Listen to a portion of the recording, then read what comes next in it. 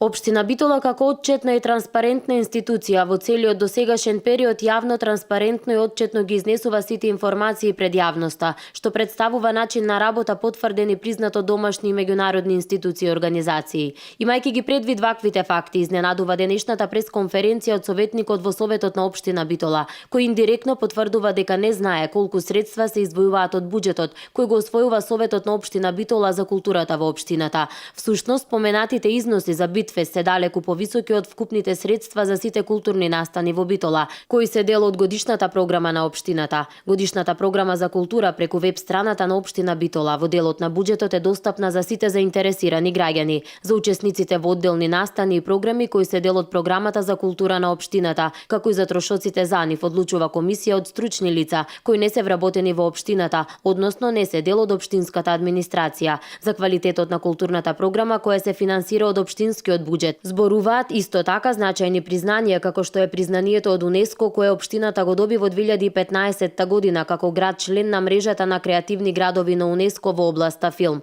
Очигледно дека дадената изјава е со политичка конотација, алудирајќи на следните локални избори, со цел нанесување на негативни политички поени, а во спротивност со реалните факти и добиените награди и признанија. Културата мора да биде во насока на понатамошен развој на општината, а на ниту еден начин истата не смее да се користи со функција на политички надпревар помеѓу партиските опоненти.